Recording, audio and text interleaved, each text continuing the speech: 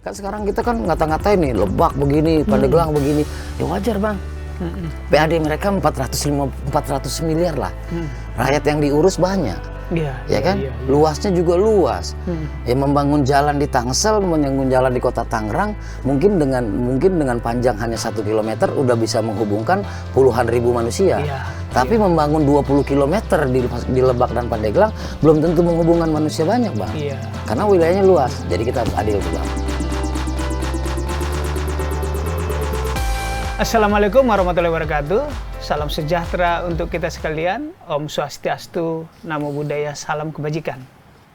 Tribuners dan Sobat Warta Kota, jumpa lagi dengan saya, Domo Ambarita, Wakil Direktur Pemberitaan Tribun Network dan pemimpin redaksi Warta Kota.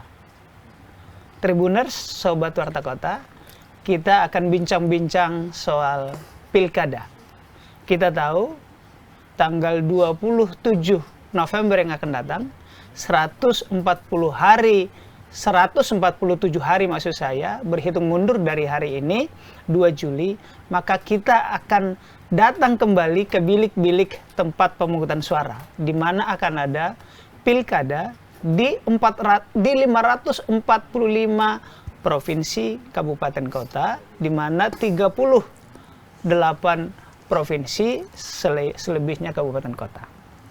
Saat ini di tempat kami di studio Tribun dan Warta Kota Network di Palmerah, kami sudah kedatangan tamu energik, politisi, dan suka juga bercanda. Nanti kita lihat canda-canda beliau.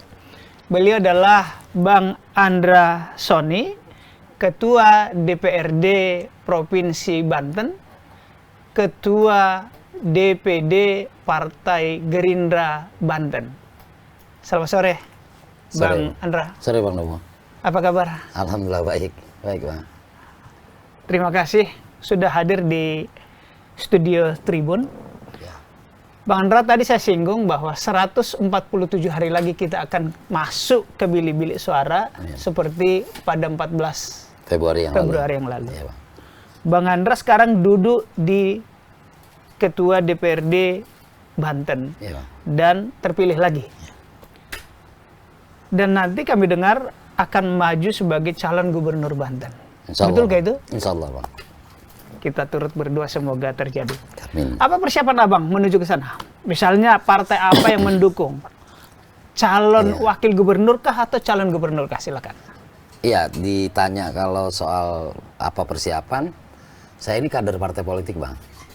Saya kader Partai Gerindra, dan Partai Gerindra atau partai-partai lain memang merupakan tempat atau kawah cendera di muka mendidik calon-calon kepemimpinan. Dan alhamdulillah di Partai Gerindra saya memulai sebagai anggota, kemudian mencalonkan diri, alhamdulillah terpilih di tahun 2014, bersamaan juga dengan waktu itu kampanye Pak Prabowo untuk pertama kali maju sebagai calon presiden, 2019, 2024. Nah, kemudian saya mengikuti proses pengkaderan.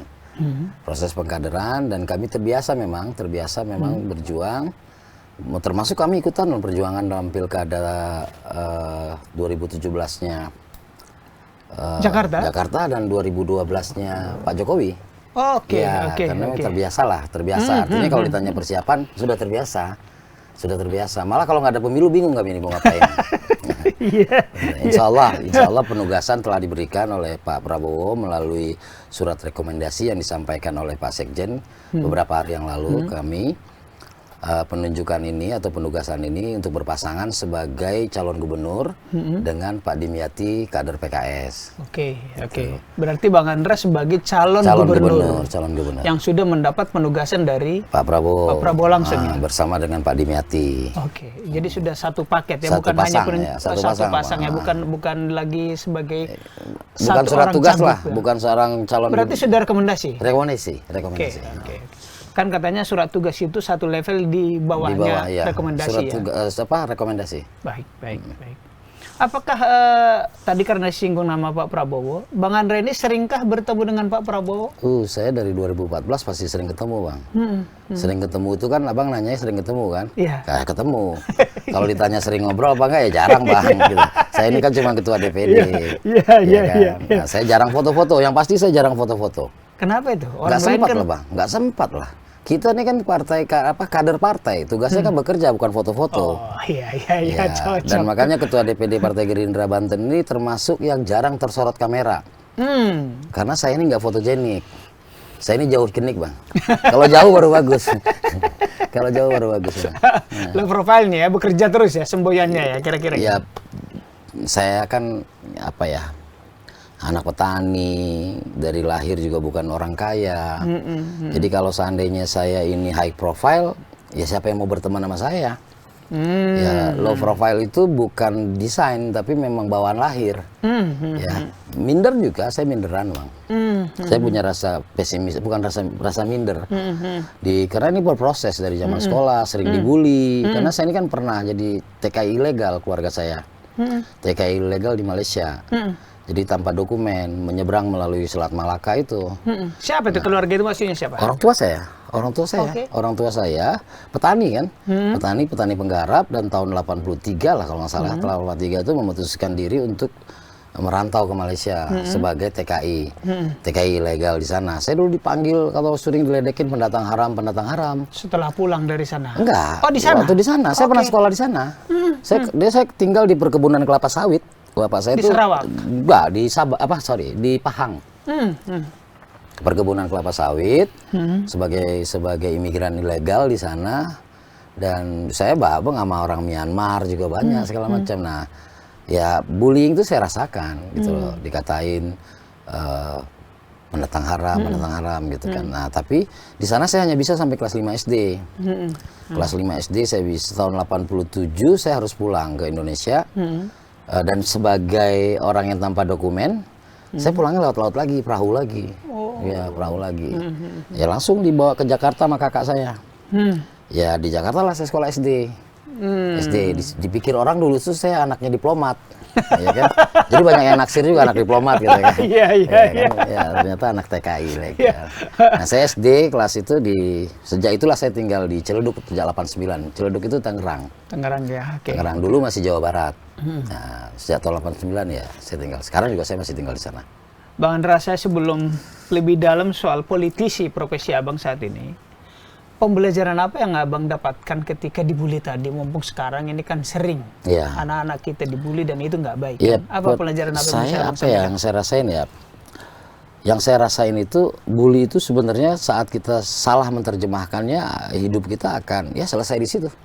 Sesuai dengan apa yang dibully itu. Maka saya kecenderungannya sering melawan. Saya sering melawan, bahwa dengan kita melawan, setidak-tidaknya yang membuli kita mikir lagi untuk berulang-ulang. Kan bully itu kan kalau berulang-ulang itu yang mengerikan. Betul. Ya kan? Jadi makanya saya selalu mendidik anak saya juga untuk dia harus bertahan. Tangguh gitu loh. Kuat gitu ya, menghadapi termasuk bullying ya. Jangan down ketika dibully ya. Betul. Karena kalau kita down itu, kita sudah menjustifikasi diri kita sesuai dengan apa yang mereka mau. Itu jelek lu jelek ya, walaupun kita jelek jangan rasa jelek. Ya kan? Kenapa kalau kita sudah merasa jelek, ya akhirnya kita nggak pernah merasa ganteng. Iya juga. Ya, modal itu kan kita nggak tahu jelek itu seperti apa, ganteng itu seperti apa. Karena itu kan persepsi. Iya, persepsi, dan itu subjektif. Dan itu subjektif. Ganteng menurut istri abang pasti ganteng dibandingin saya. Ya kan? Kecuali sesuatu yang memang baku gitu ya, satu yang baku. Kembali ke situ karena ini sekali lagi generasi Z dan ini kan sering sekali kena bullying sekarang. Gitu. Dan jadi kalau orang kena bully itu dia langsung jadi anxiety bang, jadi tingkat kecemasannya tinggi, ya kan? Tingkat kecemasannya tinggi, apapun yang diomongin orang jadi nggak masuk bang. Ya kan? Dan ini PR kita loh. Kita bonus demografi ini, tapi saat dulu bang kita nggak pernah kenal tuh yang namanya ADHD. Ya, Asperger syndrome, autis, yang kita nggak pernah tahu karena memang kita nggak konsen ke sana kan. Nah, kemajuan teknologi membuat kita jadi tahu, ya kan, membuat kita jadi tahu bahwa ternyata dampak dari bully itu luar biasa. Dan guru kita juga kadang-kadang kan harus dimodalin juga bekal bagaimana mencegah bully, ya kan, bagaimana mencegah bullying itu. Saya ke tadi itu menarik. Pendidikan dalam keluarga perlu orang tua menanamkan anaknya tangguh. Pak. Jadi dididik sejak dalam rumah tangga, apapun Anda dibully di luar jangan cepat down gitu ya. Kata orang kan gitu bang, nggak akan pernah lahir pelaut tangguh di laut yang tenang. Betul, sepakat saya. Ya kan? Betul. Abang juga merantau kan? Betul. Artinya datang ke sini tuh nggak ada lagi harus hidup, survive. Artinya survive. kita harus siap menghadapi segala Betul, tantangan Bang. gitu Betul. ya. Contoh aja, urusan toilet Bang, sederhana. Kalau anak nggak diajarin kencingnya sembarangan kan, nggak disiram segala macam. Nah orang-orang yang dari dulu kayak model kita, dulu kan mau kencing aja susah, ya kan harus di pohon, nggak bisa bayar toilet kan. Nah sekarang saat kita punya toilet kita jaga dan itu dibiasain. Cocok nih. Jadi kita mendapatkan inspirasi teman-teman Tribuners dan Sobat Warta Kota bahwa beliau ini menjadi salah satu korban bullying, tetapi bukan menjadi korban yang jadi jatuh. Abang Maaf mau tahu, ya. abang mau tahu nggak saya dibulinya apa? Satu, binatang haram. Kedua, buncit Bang. Saya dari kecil buncit. Saya stunting, tinggi saya kurang. Saya mau bilang itu buncit karena kan ada Iya, orang karena kurang ini jadi gizinya perutnya kembung. Iya, gizi. Masa sih Gizi. sampai gitu? Abang lihat aja badan kaki saya pernah atlet juga, tapi perut saya tetap buncit. Ya kan?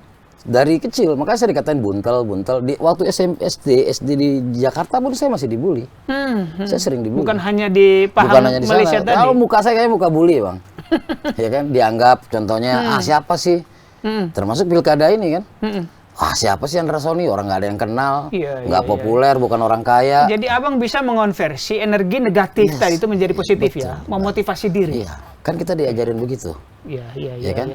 Jadi kita diajarin begitu. Kita nih wajib berusaha tapi nggak wajib berhasil.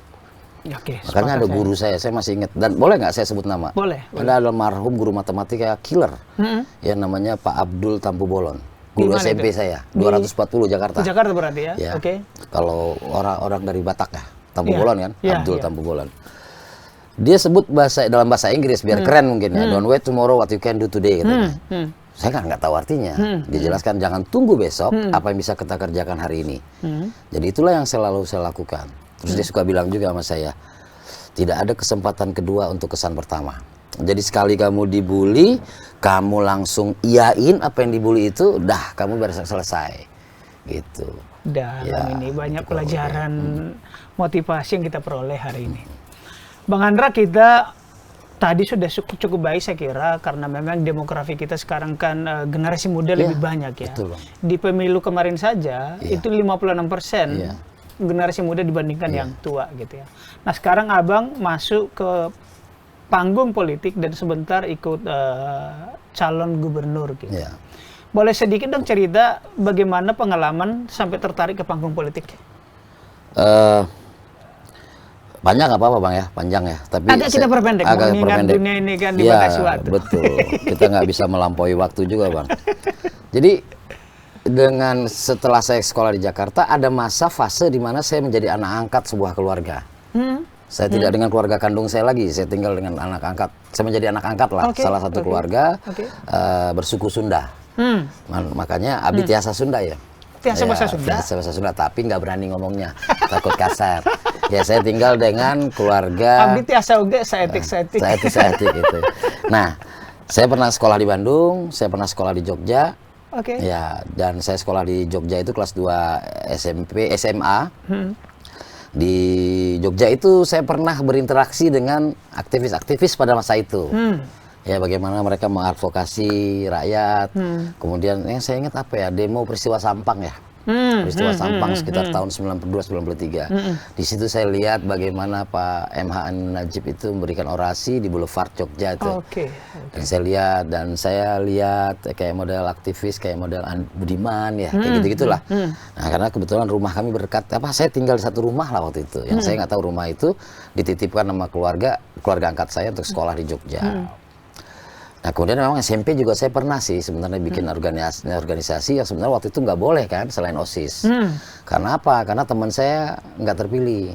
Curhat kita sama kita. Saya nggak kepilih karena saya nggak, nilai rapotnya nggak bagus. Ya tadi gitulah. Ya kita bikin IPPS namanya, Ikatan Persaudaraan Pelajar Sosial.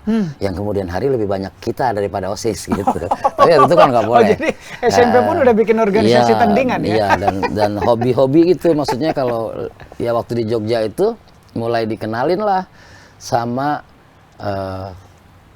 politik ya, tapi bukan praktis ya. Buku pertamanya sih, buku triloginya Pramudia Anantatur, ya kan. Nah saya ini kan agak lemah soal membaca. Saya ini kan peniru lebih pasnya. Jadi kalau pas baca di sana itu akhirnya kebaca itu cuma beberapa gitu. Nah tapi yang saya sadur itu ya hal-hal penting. Ya gimana Mingke bilang gitu kan, bahwa seorang terpelajar itu harus adil mulai dari pikiran apalagi perbuatan. Itu mengena banget bagi saya gitu lah. Mengena banget bagi saya gitu kan. Jadi oh iya ya, adil itu harus dari pikiran. Kalau udah belum apa-apa kita udah mau menjudge orang, ya berarti kita udah itu. Nah di situ sih interaksinya. Tapi saya nggak lanjut di Jogja karena saya takut. Karena waktu itu kan tujuan saya kan sekolah, bukan berpolitik gitu. Ya saya balik lagi ke pokoknya sekolah pindah ke Bandung. Oke. Kelas 3-nya, lulusnya di Bandung. Oh, gitu. SMA-nya di Bandung lulusnya. SMA naon? SMA 10. Tapi bukan SMA Negeri 10 November 1945. Nggak, sekolah swasta lah gitu. Sekolah swasta. Jadi kalau biar nggak malu-malu amat saya bilang SMA 10 gitu. Ya gitu. Kalau orang nanya baru orang nanya detail baru saya bilang Jalan Pungkur, oh bela dirinya cenah. Bang Andre ini cocok untuk menghiasi panggung politik supaya nggak terlalu tegang ya. Oke, Bang Andra kembali ke proses Cagup. Tadi saya sudah singgung bahwa ini kurang dari 5 bulan ya. Calon tadi sudah disebut Pak Dimyati gitu. Kapan kira-kira deklarasi? Insya Allah dalam waktu dekat ya. Karena saya rencana hari Kamis ya dijadwalkan ke DPP PAN. Hari Jumat saya rencananya dijadwalkan ke PKS. Insya Allah. Ya berharap sih segera ya, karena pemilu ini kan tinggal ya itu tadi 147 hari dari hari ini pada pelaksanaannya. Dan mendaftar 24 Agustus. 24 Agustus ya kan, yang kemudian berkampanye mulai tanggal 27. Makanya berguna juga tuh Bang. Ya kata Pak Abdul Tampu Bolon itu, don't wait tomorrow what you can do today gitu. Walaupun bahasa Inggrisnya salah kali ya, gitu. Tapi itulah, jangan tunggu besok. Tapi kan Pak Abdul itu kalau ngomong kan yakin banget. Kalau dia nggak meyakinkan, saya nggak akan pakai itu.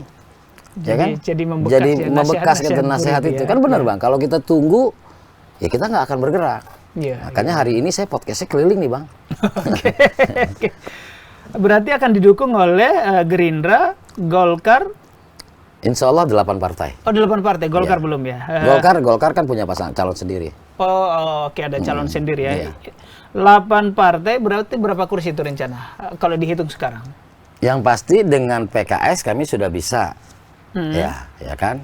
Tapi kami kemarin juga waktu penyerahan SK itu sudah mendapatkan dukungan secara lisan langsung oleh pimpinan-pimpinan partai.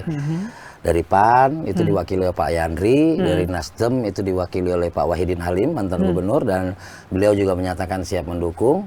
Dan saya memang punya sejarah juga dengan Pak Wahidin Halim. Pertama saya warganya waktu dia wali kota. Kedua saya adalah mitranya saat dia jadi gubernur, saya ketua DPRD. Pak Wahidin nggak maju?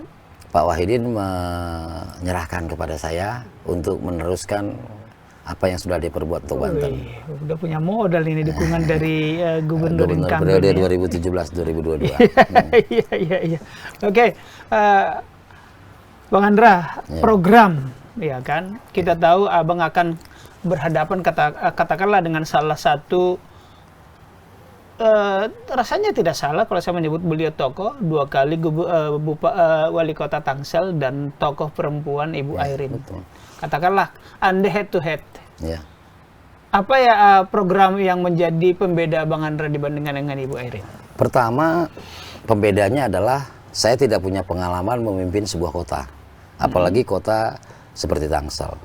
Tangsel ini adalah kota satelit yang luar biasa, ya, di mana IPM-nya kota Tangerang Selatan itu paling tinggi Bang di Provinsi Banten. Indeks pembangunan manusianya paling tinggi.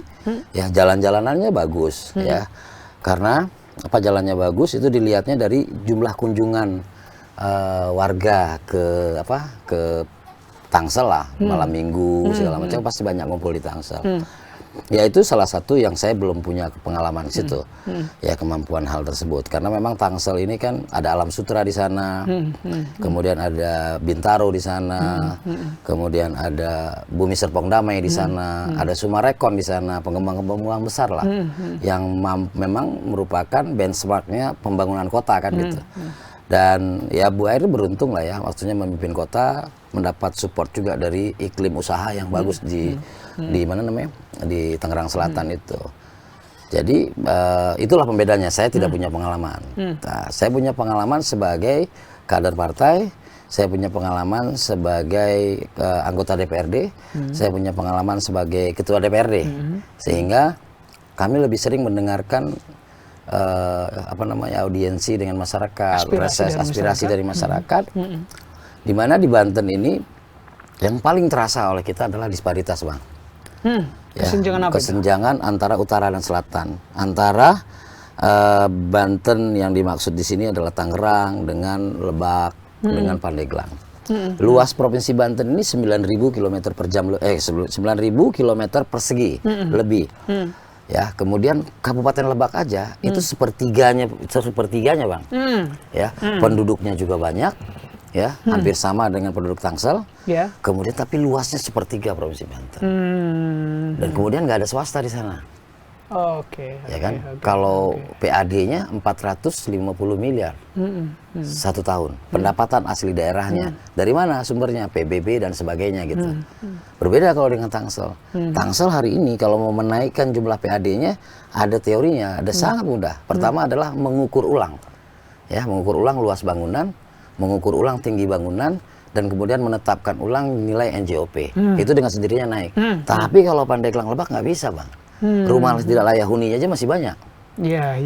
Jembatan aja masih jembatan gantung. Yang kemudian itu bukan dibangun oleh pemerintah. Jadi kalau saya akan luar biasa mengapresiasi bila mana ada kepala daerah Lebak dan Pandeglang itu mampu mengerjakan mandatori mereka dengan kemampuan fiskal mereka sendiri. Dan kendalanya yang nggak bisa, Bang. Ini harus dibantu oleh pemerintah pusat, harus dibantu oleh pemerintah provinsi. Akselerasi supaya cepat. Karena di Tetenggal terlalu jauh. Jadi nggak adil kita membandingkan mereka dengan Tangsel, membandingkan mereka dengan kota Tangerang. Kan tadi dibilang oleh Mingke, ya, dalam Bumi Manusia itu. Seorang terpelajar itu harus adil mulai dari pikiran, apalagi perbuatan. Kan sekarang kita kan ngata-ngatain nih, Lebak begini, Pandeglang begini. Ya wajar, Bang. PAD mereka 400 miliar lah. Rakyat yang diurus banyak. Ya kan? Luasnya juga luas. Ya, membangun jalan di Tangsel, membangun jalan di kota Tangerang, mungkin dengan panjang hanya 1 kilometer udah bisa menghubungkan puluhan ribu manusia. Tapi membangun 20 kilometer di Lebak dan Pandeglang belum tentu menghubungkan manusia banyak, Bang. Karena wilayahnya luas. Jadi kita harus adil tuh, Bang. Sehingga disinilah saya berusaha. Nah, Abang kan nanya, apa programnya? Sederhana sih, Bang, sebenarnya. Ini sebenarnya konteksnya coba 3 dimensi. Permasalahan 3 dimensi saja. Pertama adalah dimensi yang menyangkut tentang pendidikan. Pendidikan, Ya, bagaimana pendidikan itu bisa berkeadilan. Bagaimana pendidikan itu kualitasnya merata. Bagaimana pendidikan itu bisa diakses oleh semua masyarakat. Jangan sampai kayak sekarang, PPDB. Ya, PPDB itu penerimaan peserta didik baru. Ya kan? Bagaimana anak yang jarak rumahnya 1 kilometer dari sekolah nggak bisa sekolah di situ. Ya kan? Gimana anak yang jaraknya 500 dari sekolah situ nggak diterima di situ. Tapi ada jalur afirmasi. Nah, afirmasi ini kepada yang tidak mampu. Ya, akhirnya semua orang kalau asal masuk ke sekolah itu dia mengaku tidak mampu. Alat ukurnya nggak ada, ya kan? Padahal dia penerima bansos, bukan penerima bansos dan sebagainya. Lalu jalur prestasi, tiba-tiba anak-anak punya prestasi, Bang. Ya kan? Tadinya dia mungkin nggak pernah latihan kungfu, prestasi kungfu kan bisa saja. Nah, sehingga ini harus berkeadilan, Bang. Harus berkeadilan. Akses pendidikannya itu harus untuk semua. Kemudian juga solusinya gimana? Nah, disinilah keterlibatan kita, kerjasama kita dengan swasta. Ini kurang lebih pentahelix lah, Pak, ya, salah satunya. Jadi artinya dengan pihak swasta ini kita juga harus bisa mengoptimalkan. Jangan sampai semua orang masuk negeri, sekolah swasta mati. Nah, ini sudah dipraktekkan oleh pemerintah Kota Tangerang, Pak Arief. Pak Arief itu kan kewenangannya untuk SD, SMP ini. SMP-nya yang swasta, yang nggak bisa diterima di negeri, mereka bersekolah di swasta, disupport SPP-nya. Kalau di negeri gratis karena ditanggung APBD. Nah, ini juga di swasta juga. Iya, walaupun Bosda sudah ada di situ, tapi kan untuk operasional sekolah. Ini untuk ininya, dan itu berjalan. Artinya saat ini diduplikasi dan kemudian dilakukan untuk lebih luas di wilayah Provinsi Banten kan bisa. Berarti SMA dan sederajat. SMK dan SKH. Gitu. Nah, itu dimensi pendidikan. Lalu dimensi yang kedua adalah dimensi kesehatan. Artinya ini juga sama, Bang. Artinya harus berkeadilan juga. Dan kemudian bisa terakses juga. Penduduk Banten ini jumlahnya 12 juta, Bang. Kalau siang. Kalau siang. Siang. Kalau malam lebih bang. Karena orang Jakarta pindah sana, abang jangan-jangan juga di sana di Banten lagi kan, KTP Jakarta kan gitu. Artinya ada apa namanya potensi pihak swasta membangun banyak rumah sakit di sana. Ini menguntungkan Banten, ya, menguntungkan ya. Banten, ya kan. Tapi masih banyak prakteknya bang. Kami yang memiliki BPJS masuk ke rumah sakit saat tahu itu BPJS, kamar penuh. Ya kan. Saya rasa abang juga pernah ngerasain lah, keluarga abang lah kan. Kamar setidaknya penuh. sulit. Sulit Ya kan? gitu. Prosesnya sulit, harus dapat ini. Harus dapat ini dan kemudian kalau dirawat 3 hari nggak sembuh suruh pulang. Ya karena obat ini bayar, obat ini gratis dan segala macam. Nggak bisa bang, itu harus adil. Ya kan karena tujuannya BPJS ini kan harus adil, keberkeadilan itu. Nah kemudian juga kita stunting kita masih 14%. Itu dimensi ketiga. Ya, dimensi kedua enggak, dimensi kedua itu masih kesehatan. Kesehatan, ya? Stunting kesehatan bang. Anak kayak saya ini kan banyak bang. Tinggi nggak cukup buat jadi tentara. Mirip lah kita lah. Ya kurang kan, ya kan. Antara kakak, ya kan. Kemudian ukurannya kan gitu, nggak bisa. Ya artinya cita-citanya juga nggak boleh tinggi-tinggi juga jadinya, menyesuaikan ukuran badan kan. Nah, stunting bang, kita harus ada apa namanya percepatan juga stunting. Dan ini linear dengan tujuan Pak Prabowo nanti, ya kan makanan bergizi gratis dan sebagainya. Dan kemudian terkait dengan kesehatan ini dimensi yang nggak bisa dipisah dengan pendidikan. Kalau masyarakatnya berpendidikan baik, maka dia akan lebih aware terhadap kesehatan. Bila kesehatannya baik, maka dia akan bisa mendapatkan pendidikan, gitu kurang lebih. Jadi saling ini mana yang lebih dulu nggak ada nih bang, harus bersamaan dimensi ini. Dan dimensi ketiga ini dimensi yang penting sekali bang. Dimensi tentang apa namanya ekonomi, di mana masyarakat Banten itu harus punya kerjaan. Ya kan, nah sekarang kan paradoks bang, kita punya industri banyak, investasi nomor 5 terbesar nasional, ya kan, paradoks tapi dengan jumlah serapan tenaga kerja. Terkenal kan Tangerang, Serang, semua kan kota industri, terkenal kan, kurang lebih mirip-mirip 11-12 lah dengan Bekasi, Cikarang dan sebagainya. Tapi paradoks dengan serapan tenaga kerja. Kenapa? Karena pemerintah hanya mengundang investasi tanpa mengoptimalkan vokasi. Harusnya pemerintah itu dia dengan industri itu melakukan sebuah kerjasama yang yang tadi link and match. Nah, link and match itu tidak melulu itu apa namanya urusan SMK, membangun SMK nanti akhirnya jadi proyek bang itu mah, ya kan. Jadi yang harus dibangun itu bapak mau bikin pabrik apa? Oh ya kami mau bikin pabrik ini butuh tenaganya tukang jahit. Maka sebelum pabrik itu beroperasional kita sudah melatih ya tukang jahitnya. Itu berarti pemerintah yang pemerintah dong, karena kan pemerintah kan tugasnya melayani, ya kan dengan cara diberi kewenangan untuk mengatur. Nah ini lebih pas sebenarnya kalau kita gunakan sistem zonasi dalam ketenaga kerjaan. Zonasinya gimana? Pabrik yang dibangun dia akan mengambil tenaga kerja yang sudah dilatih oleh pemerintah berdasarkan zonasi. Yang terdekat, ya kan? Habis itu ada afirmasi. Zonasi ini tentu ya harus sudah difasilitasi oleh pemerintah, balainya, latihan kerjanya, kemampuan vokasi tadi yang saya bilang. Artinya kemampuannya juga ya harus disupport sesuai standar, sesuai kebutuhan. Karena kan swasta kan juga pengen berkembang, ya kan? Bukan menjadi lembaga sosial itu. Nah, kalau itu terjadi saat pabrik itu mulai beroperasional, tenaga udah siap dari warga setempat berdasarkan zonasi. Nah, kemudian ada juga warga yang tidak punya ijazah, bang. Itu maka bisa masuk melalui jalur afirmasi. Afirmasi ini mereka bisa bekerja security, cleaning service dan sebagainya lah gitulah. Nah, kemudian juga masuk lagi ke zonasi yang namanya jalur prestasi. Kan banyak juga warga di sekitar situ yang punya prestasi. Ya kan, jangan hanya mereka bekerja untuk pekerjaan-pekerjaan yang standar, mereka juga bisa jadi pimpinan di situ dan sebagainya. Dan bila mana ini sama dengan jumlah yang masuk, bahkan yang dibangun kan nggak satu pabrik, bang. Banyak pabrik, sehingga kan banyak lokasi. Sehingga orang-orang yang bekerja di lokasi itu, dia rumahnya dekat.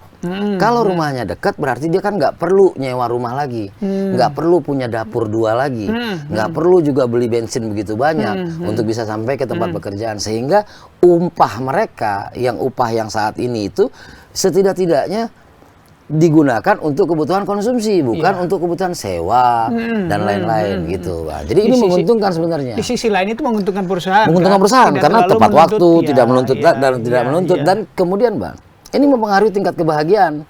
Karena Banten ini kan surveinya tidak bahagia.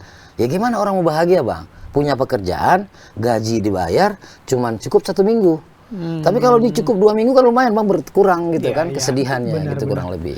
Program Bang Andre nih Itu bagus. ya terkait dengan ini ekonomi. Ini kan menyangkut sebenarnya 3 dimensi ini bagian dari yang diukur atas keberhasilan pemerintah daerah, yaitu IPM.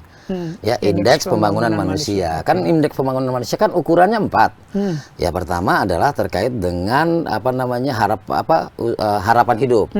Lah ya, harapan hidup. Ya, angka harapan hidup. Angka harapan hidup. Ya, anak yang lahir tahun 2023 dengan yang lahir tahun 2024 apakah naik? Nah, Banten naik, Bang. Secara rata-rata nasional Banten di atas.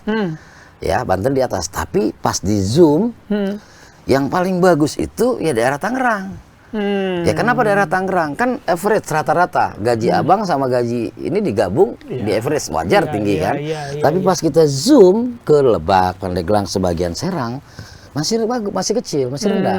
Maka penting sekarang saya sebagai kader Gerindra ikut dalam kontestasi ini agar saya bisa mensupport program-program nasionalnya Pak Prabowo dan membawa program tersebut ke Provinsi Banten dalam rangka percepatan. Maka kesempatan ini saya ingin sampaikan sebenarnya, peluang ini saya sampaikan. Harapan saya ke depan saya akan berusaha mendapatkan apa semacam program dari pemerintah pusat untuk Provinsi Banten, yaitu percepatan pembangunan Provinsi Banten. Kenapa harus dipercepat? Karena ketinggalannya terlalu jauh, Pak. Jangan sampai di Provinsi Banten ini masih ada yang blank spot. Padahal jarak sama Jakartanya dekat. Iya, dia penyangga ibu kota. Dia penyangga ibu kota. Dan kemudian kita udah punya double track. Kenapa nggak diterusin? Double tracknya baru sampai Rangkas Bitung. Kita sampai Rangkas Bitung baru bisa lihat Multatuli aja ininya museumnya. Ya kan? Kita harus bisa bergeser terus. Dibangun lagi sampai ke ke Merak. Kalau bisa sampai ke ujung ke sampai ke Merak ya. Dan supaya kita nanti bisa lihat Bang ujung kulon itu seperti apa. Baik. Kalau sekarang kita tahu ujung kulon tapi nggak nyampe-nyampe ke sana. Karena apa? Jalannya Bang. Alhamdulillahnya Pak Jokowi sudah membangun yang namanya Serang Panimbang. Tinggal pemerintah daerah memaksimalkan agar akses kita bisa nyampe ke sana. Jadi PR Provinsi Banten itu menurut saya 3 dimensi tersebut. Lalu pertanyaannya, kok nggak bangun jalan sih Bang Andra? Kan yang populer orang bangun jalan. Pemerintahan Pak Wahidin Halim telah menyelesaikan pembangunan jalan Provinsi Banten yang merupakan kewenangannya. Kurang lebih sekitar 860 km. Sudah dalam posisi mantap. Mantap. Jadi kita tinggal nerusin, Bang. Melanjutkan ya. Ya. Bang Andra, tadi disinggung soal penyangga ibu kota. Kita tahu bahwa Tangerang Selatan, Kota Tangerang dan kabupaten itu memang aglomerasi. Iya, jumlah penduduk di 3 kabupaten ini adalah 60%. hampir 55% dari Banten. Betul, Bang. Ya kan? Betul. Artinya 3 dari 5 kabupaten kota kalau nggak salah ya. Betul. Apakah karena ini penyangga ibu kota dan di Jakarta Pak Prabowo, apakah ada bisikan dari Pak Prabowo atau Pak Sufmi Dasko, kau bangun itu Banten supaya kita dekat membangun Jakarta atau sebaliknya? Ya. Jadi dulu itu sering kalau ada demo-demo di Jakarta itu supporting masanya dari Banten. Kalau sekarang keberhasilan pemerintah pusat salah satunya supportingnya harus dari Provinsi Banten. Ya. Pak Prabowo membangun ketahanan pangan. Provinsi Banten bisa mensupport. Karena wilayah selatan yang luas sepertiga ya. Itu baru Lebak ya, ditambah Pandeglang mungkin bisa lebih dari 2/3 wilayah Provinsi Banten. Pak, potensi pertaniannya luar biasa. Potensi perikanannya luar biasa, potensi peternakannya luar biasa, perkebunannya luar biasa. Artinya apa? Kita juga bisa mensupport ini loh Pak, mensupport pemerintah pusat dalam rangka ketahanan pangan. Krisis yang terdekat di dunia ini hari ini adalah krisis pangan. Betul, dan tadi saya cerita 12 juta kalau siang, kalau malam lebih Bang. Ya kan? Pulang dari mereka bekerja yang dibawa mereka sampah Bang. Bungkus makanan dan sebagainya. Biasa gantian Bang, mereka bawa ke Jakarta makanan. Ya kan? Semoga. Ini kan cita-cita. Ya kan, dan potensi itu ada. Betul. Potensi itu ada. Ya kan, model-model kayak kita ini kan yang nggak mungkin jadi mungkin Bang. Iya. Ya. Bang, ini pertanyaan yang sudah di ujung. Ibu Airin itu adalah dia keluarga ya, kalau orang menyebut dinasti politik atut, kuat, terkenal. Seberapa yakin Abang melawan Airin? Saya yakin rakyat akan menggunakan hak pilihnya sebaik-baiknya. Dan saya pikir nggak ada masalah juga. Ya kan, kenapa saya bilang nggak ada masalah? Kan pilihan di rakyat. Dan saya tidak ingin mengomentari terkait dengan dinasti dan sebagainya. Karena tidak dilarang. Tidak dilarang ya? Tidak dilarang. Kita ngapain teriak-teriak dinasti tapi kita dukung juga? Enggak dilarang. Tinggal bagaimana kita bisa membangun kesadaran ya kesadaran kolektif masyarakat Banten bahwa membangun Provinsi Banten itu harus memberi ruang kepada semua pihak untuk bisa berkontestasi. Tugas kita tontonin mana yang bagus. Baik. Dan kemudian gunakan hak pilih kita. Gitu, Bang. Sepakat. Tribuners, pembaca Tribun Banten, Tribun Tangerang, dan Sobat Warta Kota, kita tiba di ujung bincang-bincang dengan Pak Andra Soni, Ketua DPRD Banten, Provinsi Banten, dan Ketua Dewan Pimpinan Daerah Partai Gerindra Banten saat ini. Sebelum kita akhiri, silakan closing statement, Bang Andra. Ya, membangun Provinsi Banten sesuatu yang harus dilakukan secara kolektif oleh pemerintah Provinsi Banten, pemerintah Kabupaten Kota, dan pemerintah pusat. Karena Provinsi Banten ini berbatasan langsung dengan daerah khusus ibu kota ini yang merupakan pusat segalanya, pusat bisnis, pusat peradaban dan sebagainya. Tapi rakyat Banten masih merasakan blank spot, rakyat Banten masih merasakan susah untuk sekolah, ya kan? Dan ini akan menjadi cerminan negatif bila mana Banten tidak bisa berkembang lebih baik. Dan saya hadir dalam rangka kontestasi ini adalah ingin mendharma baktikan diri saya, pengalaman saya, dan kemudian didikan yang telah diberikan oleh Partai Gerindra kepada saya, bahwa kemudian takdir mengantarkan saya kepada menjadi seorang gubernur Provinsi Banten, insya Allah akan saya jaga secara amanah. Terima kasih. Terima kasih Bang Andra Soni. Itu bincang-bincang kita hari ini. Tribuners dan Sobat Warta Kota. Saya Domo Barita, pamit undur diri. Wassalamualaikum warahmatullahi wabarakatuh. Waalaikumsalam warahmatullahi wabarakatuh. Om Santi Santi Om. Terima kasih.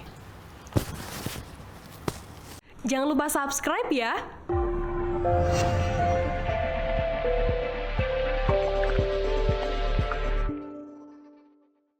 Jangan lupa subscribe ya.